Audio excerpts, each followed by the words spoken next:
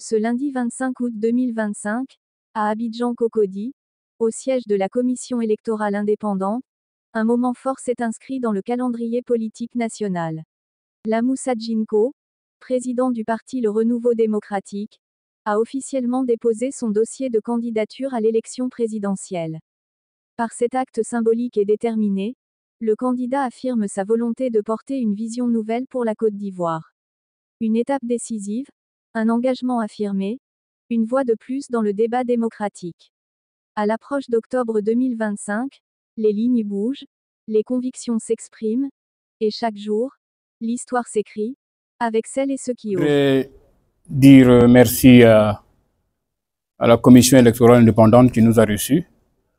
Nous venons tout juste de faire le dépôt de nos dossiers et tout s'est bien passé.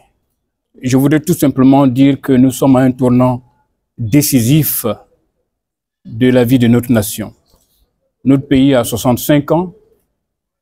Il y a eu beaucoup de progrès depuis 1960, mais la réalité est qu'après 65 ans, les statistiques de la Banque mondiale, du Fonds monétaire international, de PNUD, de la CIA, de l'UNESCO nous disent que nous sommes encore un pays pauvre.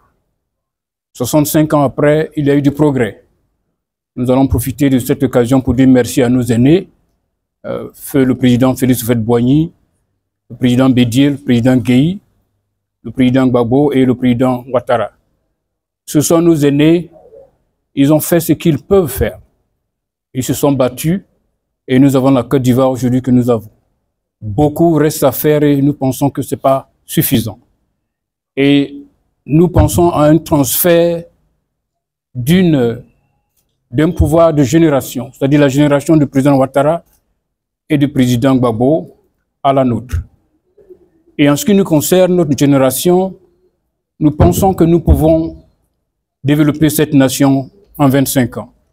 Notre objectif, c'est de maintenir un taux de croissance de 10% pendant toute cette génération, ce qui veut dire que chaque 7 ans, nous allons pouvoir doubler notre PIB. Les statistiques nous disent que nous avons seulement 87 milliards de dollars comme PIB, c'est-à-dire si on distribuait toute la richesse de la Côte d'Ivoire à chaque Ivoirien, chacun aura que 14 000 francs CFA seulement pardon, 140 000 francs CFA seulement par mois.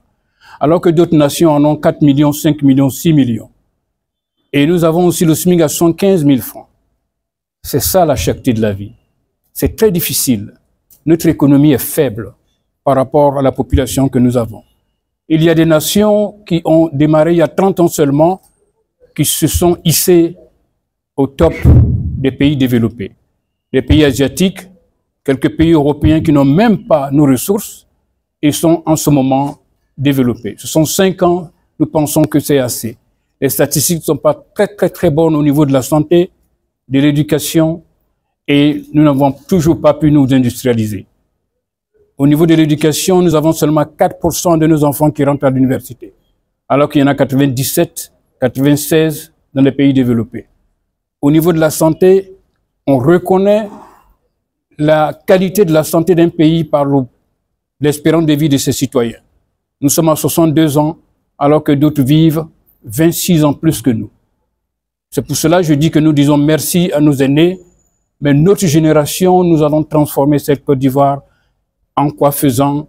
En réorientant l'économie de ce pays. Une économie d'un pays repose sur 2 outils. L'outil de la politique monétaire et de la politique budgétaire.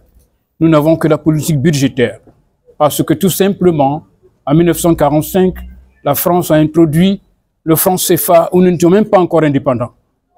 1945, Houphouët était encore en train de lutter pour sortir des travaux forcés. Nous prenons l'indépendance en 1960, on nous impose avec les 11 accords, on nous demande de déposer nos avoirs au compte d'opération en France. C'est pourquoi depuis 60 ans, nous avons tout fait, nous n'avons pas pu avoir les revenus suffisants pour transformer nos sociétés parce qu'on devrait déposer les fonds au compte d'opération en France. Ce compte a été fermé en 2020, mais nous continuons d'avoir notre monnaie arrimée à l'euro. La France continue de garantir cette monnaie. Notre génération, nous allons mettre fin à cela. Notre monnaie ne sera plus rattachée à l'euro et la France ne va plus garantir notre monnaie.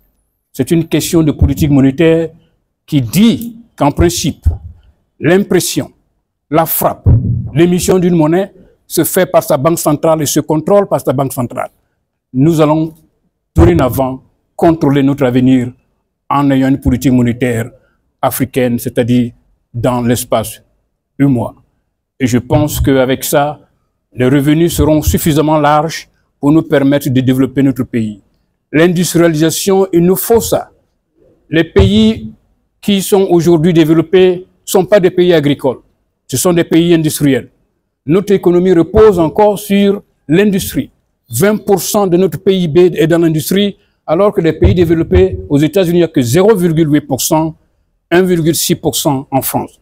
Avant 25 ans, nous allons transformer ça, réduire la part du PIB de l'agriculture à 4-5% et élargir notre économie en créant nécessairement un système bancaire fonctionnel.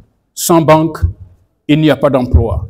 Les entrepreneurs doivent pouvoir avoir accès au crédit, les consommateurs doivent pouvoir accès au crédit. C'est comme ça qu'on crée l'emploi. Mais avant toute chose, on ne peut pas réussir ça sans la paix. Or, nous avons un problème de cohésion sociale.